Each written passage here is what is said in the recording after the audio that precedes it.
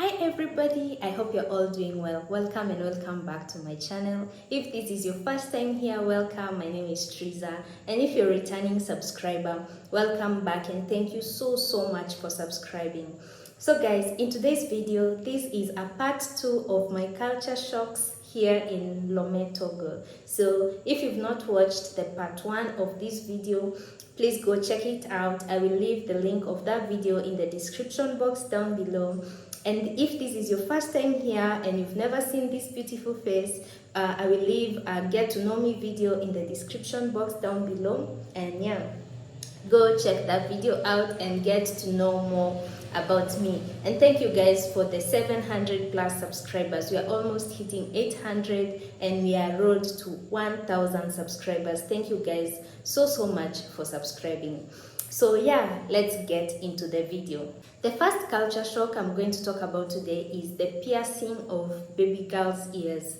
In Togo, when a baby girl is born, they are pierced their ears before they leave the hospital. This was a culture shock on me. Last year, I got a baby girl, and before we left the hospital or during our stay at the hospital, there was this nurse who was always pressuring me to pierce her ears. But guess what, guys?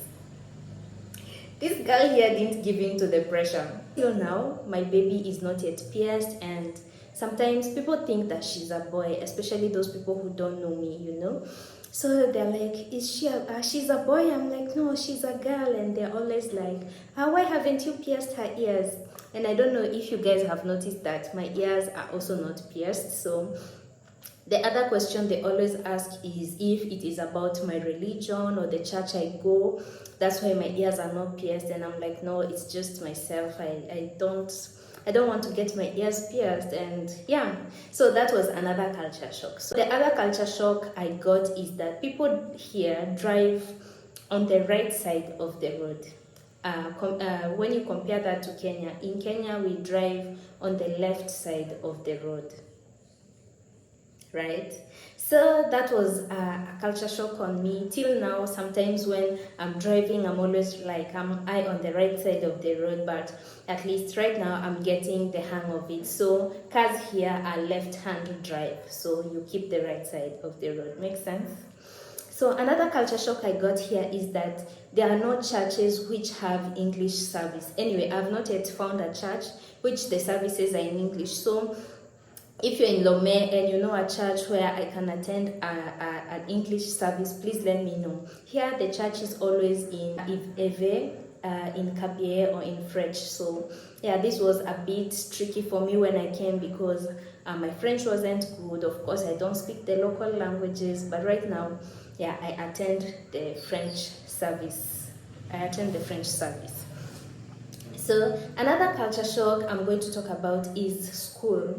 School here ends at 2:30 p.m.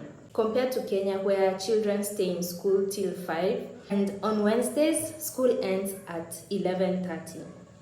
Yeah, that was really a culture shock. I don't know why school ends so early here. I have never really understood. Maybe it's because of the heat. Please let us, Togolese people, let us know in the comment section down below why school ends so early. Or it's the Kenyans who should tell us why we stay in school till so late, you know? Yeah, so that was another culture shock. Another culture shock about the school is that when the children finish primary school, a child can opt to go to high school, which is like the continuation of the normal school, or they can opt to go to a technical school. So depending on your child's ability, you can take them to whichever school you feel like is comfortable for them. Unlike in Kenya, where a person has to wait till they finish high school so that they can choose whether they will go to a technical school or they will go to a university. So I found that very interesting. So you can find that someone has finished primary school, and in high school, instead of going to high school, they go to the technical school and they will go do maybe hairdressing, they will go learn how to make clothes to become a tailor, or they can become an electrician. Like I found that very interesting, which is also very good. The last thing I'm going to talk about is the currency we use here in Togo. We use the CFA. CFA is used in many West African countries like Togo, Benin, Burkina Faso, Mali, Senegal. I think even Ivory Coast, like majority of the West African countries use this currency. So the highest denomination is 10,000, and in Kenya our highest denomination is 1,000. So the exchange rate is 1 Kenyan shilling is 5 sefa. So yeah, so I'll put a picture of the West African sefa here and the Kenyan shilling note here so you can see the differences. So yeah, I hope you enjoyed watching this video. If you did, don't forget to give this video a thumbs up, and if you've not subscribed, please subscribe to my channel. Road to 1,000 subscribers. Thank you guys for watching. Until the next one, bye.